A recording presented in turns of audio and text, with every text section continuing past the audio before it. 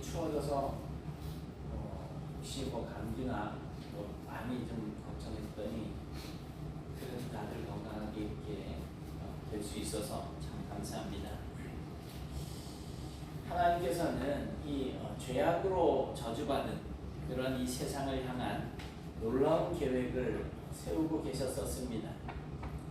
바로 아들을 통해서 대속의 은혜를 이제 베풀어 주시고 또 죄인들을 구원하셔서 이 땅에서 더 이상 죄인이 아닌 하나님의 백성으로서의 삶을 살게 해주신 것입니다.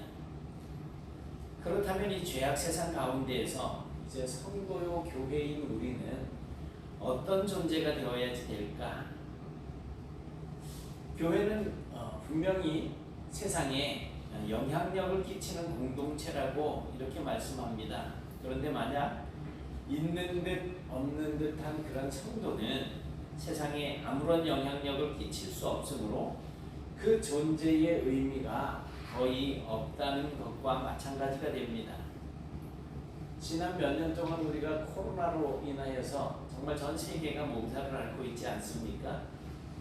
치료제가 개발이 되어져서 좀 나아지는가 싶으면 변종 바이러스가 생겨나서 또 긴장하게 만들고는 했었습니다. 그런데 치료제를 그렇게 개발을 하고 또 예방접종을 받도록 하는데도 불구하고 좀처럼 사라지지를 않고 여전히 지금도 우리 곁에서 이 코로나가 머물러 있습니다. 그래서 이제는 감기처럼 그냥 그러려니 하고 함께 살기로 결정하고 말았습니다. 사도행전 24장을 보니까 사도 바울은 이런 소리를 듣습니다. 이 사람은 전염병 같은 자다. 전염병 같은 자라는 소리를 들었습니다. 어떻게 보면 기분이 좀 안 좋을 수도 있겠는데 좋은 의미에서 우리가 전염병 같은 자라고 하는 이야기를 한번 생각을 해볼 필요가 있을 것 같습니다. 또 히브리서 11장을 보면 부활의 소망을 가지고 살아가는 그런 믿음의 성도는 시련을 당하여서 심지어 죽임을 당하고 가진 것 다 빼앗기고 짐승의 가죽으로 옷을 대신하여 입고 떠돌아다니는 그런 삶을 살면서도 믿음을 포기하지 않는 사람들을 향하여서 이런 사람은 세상이 감당하지 못하느니라 라고 소개를 하고 있습니다. 어떠한 핍박과 방해와 반대를 당하면서도 부활의 신앙을 가지고 사는 그러한 사람들은 세상이 감당하지 못하는 그런 성도와 이제 교회를 어떻게 표현하면 좋을까요? 예수님은 제자들에게 나의 증인이 되라고 하셨으니 그리스도와 코로나 바이러스를 의미하는 코비드를 합성해가지고 크비드 아니면 그비드? 라고 부르는 게 나을까요? 크비드라고 크비드 24 이제 곧 24가 되는 불러도 될까요? 세상이 아무리 핍박하고 괴롭히고 억눌려서 계속 새롭고 또 새로운 방식으로 주의 복음을 전하는 그런 성도가 되셔서 더욱 강력하게 이 세상에서 영향력을 끼쳐나가는 그런 성도가 되실 수 되었으면 좋겠습니다. 세상에 영향력을 바라는 성도와 교회로서 아주 중요한 것이 있습니다. 그것은 자기의 정체성이에요. 내가 누구인가를 아는 것입니다. 그러니까 우리가 어떤 사람들인지에 대해서 자부심을 가지고 또 정체성을 분명히 해야지 된다는 것입니다. 우리나라에서 아주 매우 결속력이 높은 사람들이 많습니다. 뭐 무슨 향후에 그러잖아요. 저는 서울에 있을 때 충청 향후회가 있었는데 어디 붙어 있는지도 몰랐어요. 그런데 가보면 호남 향후회는 참 많아요. 잘 모이고. 그런데 결속력 하면 두 번째 가면 서러워할 분들이 있어요. 아침에 서울에 있을 때 아침에 운전을 하고 이렇게 가다 보면 우리 사모님이 이제 출근도 하고 뭐 이러면서 이렇게 가다 보면 초등학교 앞에 신호등 앞에서 빨간 모자를 쓰고 빨간 티를 입고 밑에는 해병대 그 바지 있잖아요. 그리고 군화 이래 신고 그리고서는 그 교통 정리를 하시는 분이 계셨어요. 연세가 꽤 돼 보이는데 겉보기는 뭐 그때 당시에 70이 넘어 보이는데 그런 분이 계셨어요. 알고 보니까 해병대 출신인 거죠. 이분들은 보면 서로 해병대 출신인 것을 알게 되면 이제 기수부터 알아봅니다. 몇 기십니까? 저 몇 기인데, 선배님! 이러면서 중성이라고 막 아주 깍듯하더라고요. 그렇게 선배에 대한 존경심을 나타내고 후배에 대한 그런 사랑의 마음을 표합니다. 그래서 아마 소속감과 자부심을 이야기하라고 하면 둘째가라면 서로 할 분들이 바로 이분들인 거거든요. 제가 이 말씀을 드리는 이유는 우리 예수를 믿는 성도들의 자부심이 이분들보다 뒤처져서는 안 되겠다라는 것입니다. 예수님께서는 이렇게 말씀을 하셨어요. 같이 보실까요? 시작. 이에 예수께서 제자들에게 이르시되 누구든지 나를 따라오려거든 자기를 부인하고 자기 십자가를 지고 나를 따를 것이니라. 아멘. 자기를 부인한다라고 하는 것은 자기를 버린다는 말입니다. 자기를 버리고 날마다 자기 십자가를 지고서 주님을 따라가라는 거예요. 그만큼 강력하게 주님께 속한 자녀의 삶을 살라고 하는 것입니다. 내 생각, 내 고집 다 버리고 그냥 주님만 쫓아가라는 것입니다. 오늘 본문의 사도 바울은 데살로니가 교회의 장점에 대해서 칭찬을 해주고 있습니다. 그렇다면 이 데살로니가 교회가 가지고 있는 장점은 뭐가 있을까요? 13절, 14절 말씀을 보니까 이런 말씀이 있어요. 같이 봅니다. 시작. 이러므로 우리가 하나님께 끊임없이 감사함은 너희가 우리에게 들은 바 하나님의 말씀을 받은 때에 사람의 말로 받지 아니하고 하나님의 말씀으로 받음이니 진실로 그러하도다. 이 말씀이 또한 너희 믿는 자 가운데에서 역사하느니라. 형제들아, 너희가 그리스도 예수 안에서 유대에 있는 하나님의 교회들을 본받은 자 되었으니 그들이 유대인들에게 고난을 받을 것 같이 너희도 너희 동족에게서 동일한 고난을 받았느니라. 첫 번째로 이 데살로니가 교회 교인들에게 있어서 장점 뭘 말씀하고 있습니까? 바울이 하나님의 말씀을 전할 때에 그 말씀을 사람의 말로 받지 않고 하나님의 말씀으로 받았다는 거예요.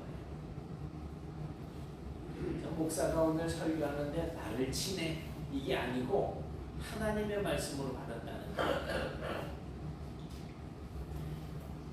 그러니까 데살로니가 교회 교인들은 그 가지고 있는 신앙이 그저 모습만 가지고 있는 그림자가 아니고 그 실체였다는 거예요. 성경 말씀을 어떤 논리나 또는 어떤 이치에도 맞지 않는 무슨 어떤 철학적인 궤변으로 생각하지 않고 그대로 실제 삶 속에서 이루어져야지 되는 삶으로 받아들인 것입니다. 말씀을 받았다라고 하는 말은 어떤 이의를 제기하지 않고 또 반대하지 않고 그저 말씀에서 가라고 하면 가고 서라고 하면 서고 또 하라고 하면 하고 하지 말라고 하면 하지 않는 그런 실제적인 신앙을 가졌다라는 것입니다. 이것이 바울에게는 아주 대단한 신앙의 모습으로 보였던 것입니다.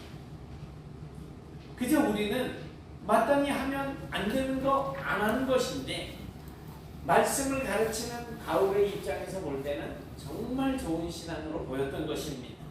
사랑하는 여러분, 우리도 이렇게 하나님의 말씀을 들을 때에 가감없이 그 하나님의 말씀을 받아들임으로 완전한 신앙인으로서의 그런 삶을 사는 그런 성도, 그런 교회가 될 수 있기를 원합니다. 하나님의 말씀을 들을 때 사람의 말이 아닌 하나님의 말씀으로 만나는 그런 삶이 우리에게 필요합니다. 두 번째는 하나님의 말씀을 행하면서 살아갈 때에 따라오는 그 고난을 달게 받았다는 것.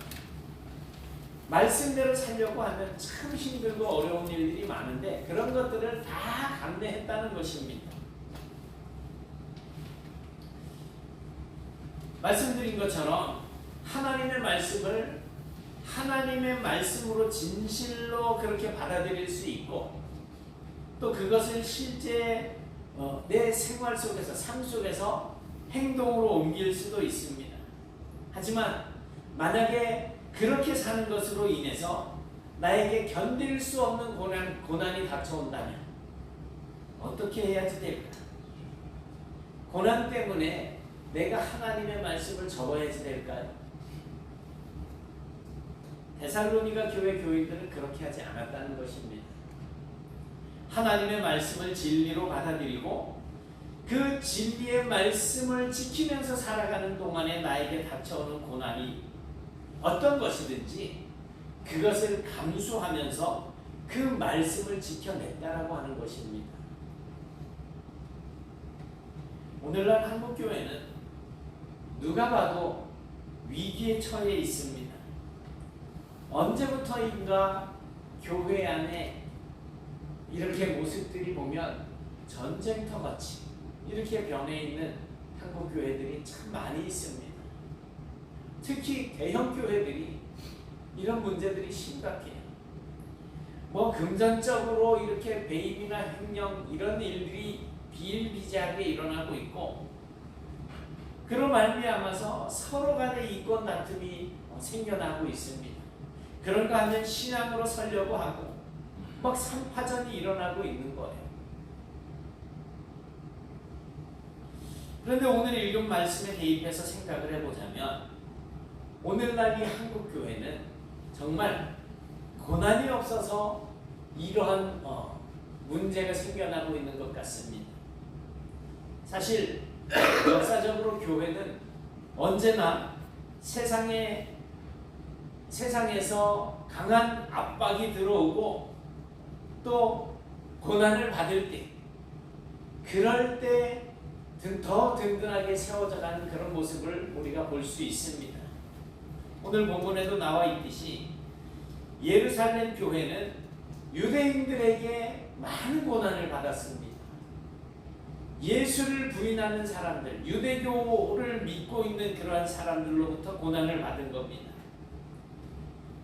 예루살렘 교회뿐만이 아니라 그렇게 고난 때문에 흩어진 여기저기 흩어져서 세계 곳곳에 흩어져 있는 그 성도들 역시도 그곳에서 또 고난을 받고 있습니다. 로마 황제 외에는 다른 왕을 섬기지 말라고 하는 그러한 명령을 어기고 예수를 왕으로 섬기고 있는 이 신자들이 참수형을 당하게 되고 산채로 굶주린 맹수의 먹이가 되고 로마의 거리를 밤마다 이 그리스도인을 화형시키는 불로 밝혔다는 것입니다. 한국의 초창기에도 유명한 주기철 목사님이나 손양원 목사님 또 문준경 전도사님 외에 많은 귀한 분들이 순교를 하기도 했습니다. 그런데 모순되게도 교회는 고난이 있을 때 교회로서의 진정한 모습이 더 확실하게 보여지고 있더라는 것입니다. 환난이 다가올수록 더 모이고 더 기도하고 더 연합했다는 것입니다.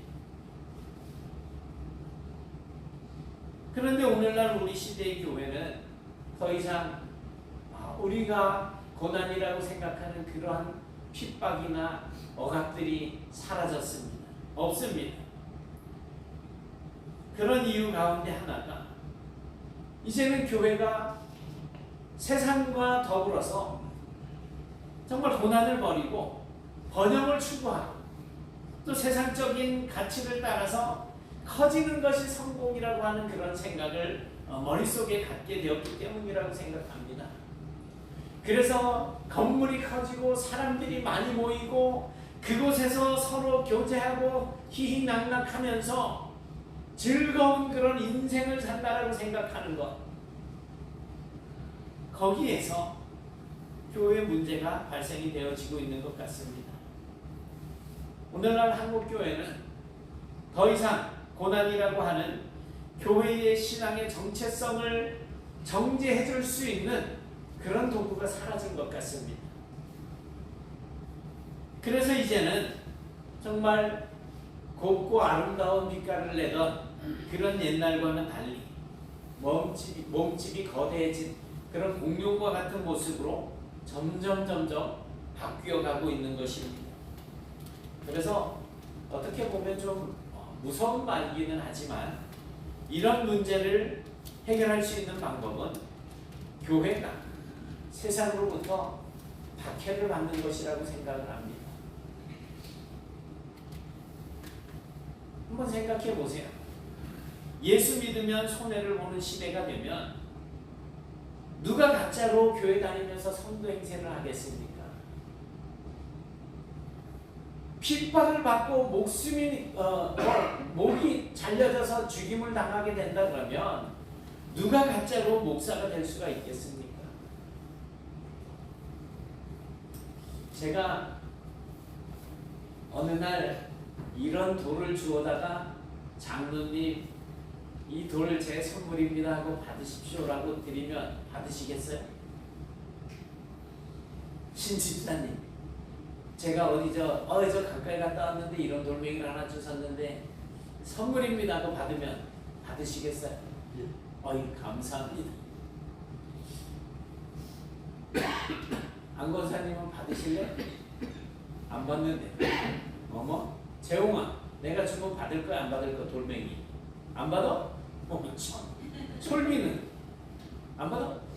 태희는 간직해? 태우는 이 돌멩이 선물이야 하고 주면 어떡할 거예요? 머리 말 안 한다고? 조금 현명해 보이는데 갑자기.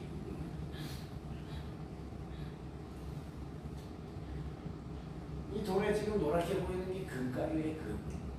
이거 금광석이에요. 흔한 돌은 아니죠. 안 받는다는 거 후회하시죠? 아니에요? 근데 사람들이 보면 이 돌멩이를 이렇게 주면 그렇게 귀하게 여기진 않아요. 아무리 금가루가 많이 섞여 있어도 그냥 돌. 그래서 사람들은 이것을 좋아하지 않습니다. 그런데 이 돌이 부셔지고 불순물을 제거하고 그 안에 금가루들을 녹여서 모았을 때 사람들은 비로소 그것을 귀하게 여기면서 좋아하게 되는 것처럼 교회도 박해를 받을 때에 복음의 진정성이 녹아져서 살아나오게 되는 것입니다. 사실 오늘날에도 고난이 없는 것은 아닙니다. 단지 외부적으로 그저 물리적으로 너 예수 믿으면 뭐 감옥에 가둔다든지 채찍질을 당한다든지 뭐 무슨 진짜 사자밥으로 던진다든지 이런 물리적인 고난이 없는 것처럼 보이는 것이지 실제적으로 우리가 하나님 나라의 방법대로 이 세상 가운데서 사는 것 자체가 사실은 고난의 연속입니다. 그런데 나에게 그런 고난이 없다고 하는 것은 내가 하나님의 말씀대로 살지 않는다라고 하는 증거가 되는 것입니다. 왜냐하면 세상은 하나님 나라의 방법을 결코 선호하지 않습니다. 그렇기 때문에 우리가 하나님 나라의 방법으로 세상을 살때 반드시 어렵고 힘든 문제들이 우리를 따라오게 되어 있습니다. 지난 주간에 어떤 아줌마에게 우리 교회도 좀 나와주시지 그랬더니 안 나옵니다. 그러면서 술을 한 잔 대접을 해줄 테니까 자기네 모이면 나오래. 그러지? 술은 왜? 교회 좀 다녀본 사람이 왜? 성경에 어디 술 마시지 말라는 데가 있어. 술 취하지 말라는 데지. 술 마시지 말라 그래서 막 따지더라고요. 어쭈 성경 꺼내놓고 한번 해보자는 거지. 그랬더니 저 성경 몰라 이래서 빼더라고요. 어디서 주워 들은 건 있어가지고.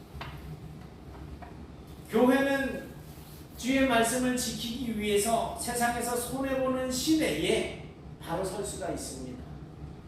남들이 하는 것 다 하고 남들이 누리는 것 다 누리면서 저 사람들하고 나하고 차이가 없어요. 내가 못한 짓 하는데 저 사람도 하네? 뭐가 우리가 예수를 믿는 사람이라고 보여줄 수가 있겠습니까? 여러분, 이제 우리도 순수한 성경적인 교회로 돌아가야지 됩니다. 세상에서 출세하고 성공하기 위해서 예수를 믿는 것이 아니라 세상 사람들과는 다르게 살고 하나님의 말씀대로 살기 위해서 내가 정말 손해도 감수하는 그런 신앙생활로 돌아가시길 바랍니다. 그래야 됩니다. 그렇게 될 때 우리 내적 교회도 엄청난 영향력을 발휘하게 될 것이고 정말 자긍심을 가질 수 있는 순수하고 강력한 세상에 영향력을 끼칠 수 있는 그런 교회로 설 수가 있을 것입니다. 먼저 교회가 순수하고 또 영향력 있는 교회가 되기 위해서는 정말 좋은 교회 지도자가 필요합니다. 3절에서 바울은 간사함과 속임수로 권면하지 않았다라고 말씀을 하고 있습니다. 교회를 가르치는 지도자들은 설령 인기가 없을지라도 하나님의 말씀을 올바르게 전해야지 된다는 것입니다. 5절에서는 탐심으로 아첨하지 않았다고 말합니다. 성도들에게 당당하기 위해서 바울은 자기가 손수히 일하면서 자비량으로 복음을 전하는 그러한 사역을 했습니다. 교회 지도자는 이익을 위해서 일하지 않습니다. 그가 사례비를 받든지 안 받든지 모두 한 영혼들을 세우기 위해서 일을 해야지 된다는 것입니다. 그래서 교회가 정말 순수하고 세상에 영향력 있는 그러한 모습을 가지기 위해서는 지도자가 엄격하기도 해야 되고 또 부드럽기도 해야지 됩니다. 7절에서 바울은 유모같이 온유했다라고 말을 하고 있습니다. 그러나 11절에서는 아비같이 엄격했다라고 말씀하고 있습니다. 사람에게는 위로도 필요하지만 권면과 경계도 필요합니다. 그러니 여러분들의 귀에 들려오는 이 말씀이 그저 내 귀에 달콤한 그런 말씀만 좋아하지 마시고 성경을 통해서 말씀하시는 아픈 권면이 있을 때에도 달게 받을 줄 아는 그런 성숙한 성도가 되실 수 있기를 바랍니다.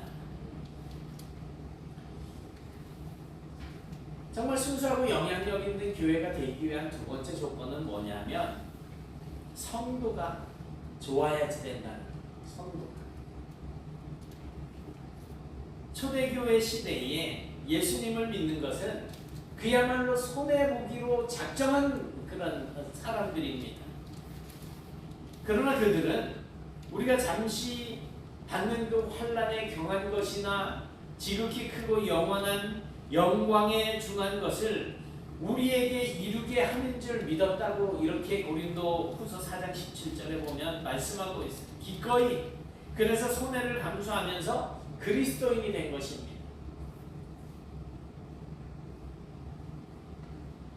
데살로니가와 고린도는 같은 그리스입니다. 그런데 하나님의 말씀을 받은 반응이 달랐어요. 데살로니가 교회의 성도들은 바울이 전한 말씀을 사람의 말로 받지 않았어요. 사람의 견해에서 본 그런 어떤 현상으로 받지 않고 하나님의 말씀으로 받았습니다. 무엇이 이런 차이를 만들어냈을까요? 데살로니가는 복음을 받아들이기 위해서 14절에 보니까 고난도 함께 받았다는 것입니다. 그들에게 있어서 신앙생활은 어디 이렇게 장식품이 아니었습니다. 무슨 교양 활동도 아니었습니다. 생명을 얻기 위해서 생명을 거는 결단이었습니다. 어떤 분들은 교회가 그저 종교 생활, 뭐 친목 단체, 그래서 어디 저 서울 서울이 저 산에 이래 올라가는 무슨 등산 또 낚시 동호회, 또 무슨 운동하는 그런 동호회, 이런 활동을 하기 위해서 모이는 장소가 아니라는 거예요.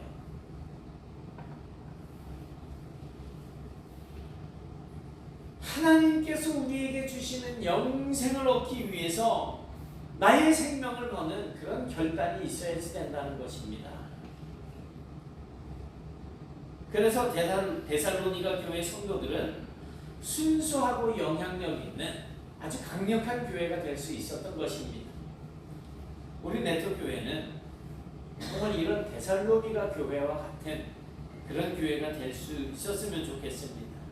말씀을 드렸던 해병대 전후회보다 우리 네트교회는 더욱더 강력하고 더욱더 순수하고 더욱더 세상에 하나님의 선한 영향력을 끼치는 그런 교회와 성도들이 되실 수 있기를 기원합니다.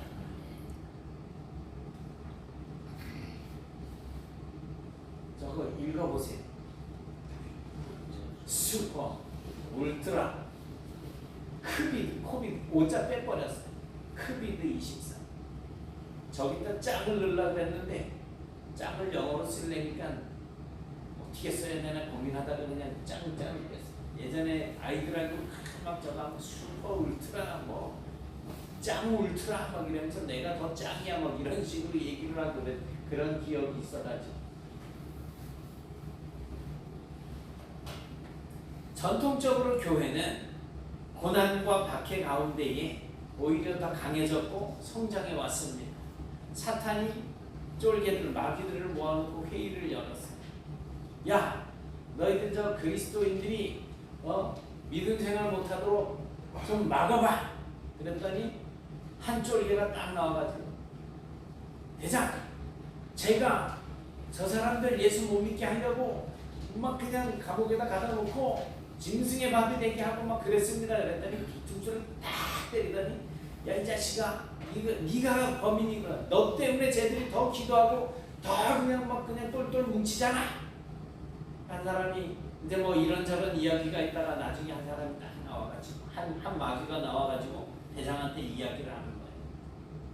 대장, 저는요 아무것도 안 하고 그냥 가가지고 야 지금 하지 말고 다음에 해 라고 유혹을 했다는 거예요. 그랬더니 전 진짜 그러잖아요.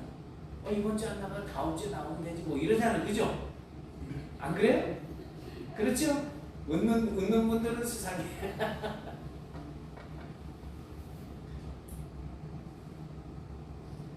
오늘날 한국교회가 정말 위기를 맞이하고 있습니다. 하나님을 예배하는 일에 있어서 너무나 소홀히 여기고 있어요. 성경과 역사를 통해서 본다면 고난과 박해가 없어진 것, 우리가 신앙생활하는 것이 너무 편해진 것이 기쁘고 즐거운 것이 아니라 오히려 이 교회에 위기를 가져오게 됐다는 것입니다. 그래서 사탄은 교회를 향해서 이제는 세상과 공존하자고 유혹을 하고 있습니다.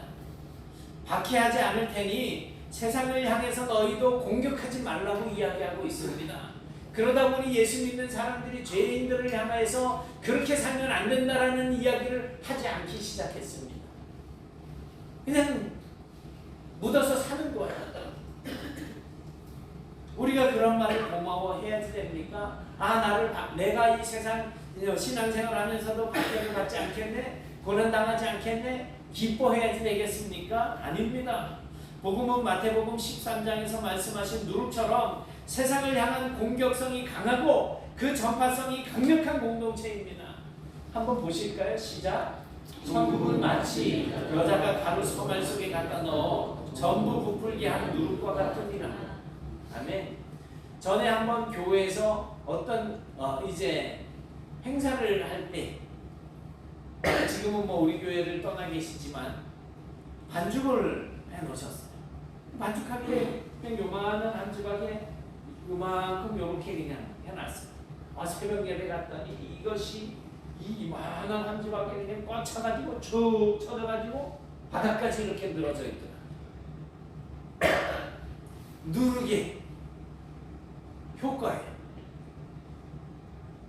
여러분, 이제 우리는 고난을 두려워하지 말고 누가 뭐라고 부르든지 우리 교회는 영향력 있는 교회, 순수한 교회, 복음으로 똘똘 뭉쳐서 강력한 그런 교회가 되어야 되겠습니다.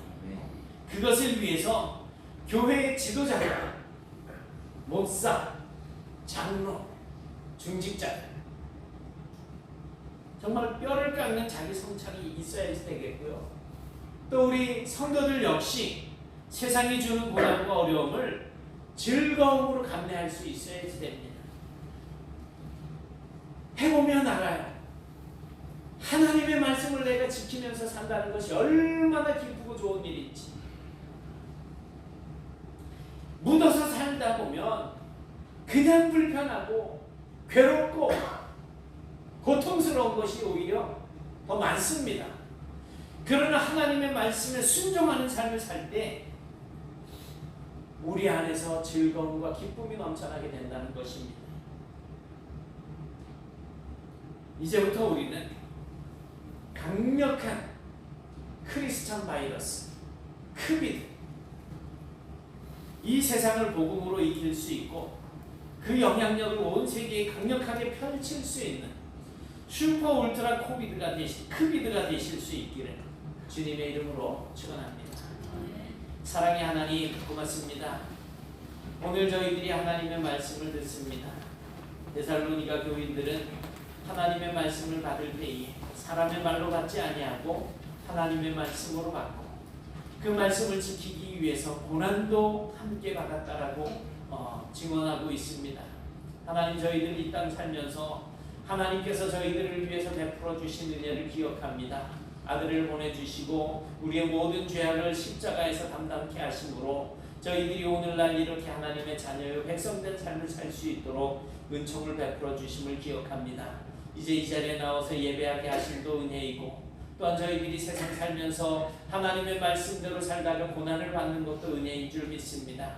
이 은혜 가운데서 떨어지지 아니하게 하시고 저희들이 은혜를 따라 살아가는 과정 속에서 세상의 많은 사람들과 부딪히고 또 좋지 못한 그러한 일들을 경험할 수도 있겠지만 그런 모든 것들을 감내하며 저희들이 하나님의 백성된 삶을 살게 하시고 저희들이 정말로 이 세상에서 선한 영향력을 끼치며 살아갈 수 있는 성도와 교회가 되어질 수 있도록 축복하여 주옵소서. 예수님 이름으로 기도드리옵나이다. 아멘.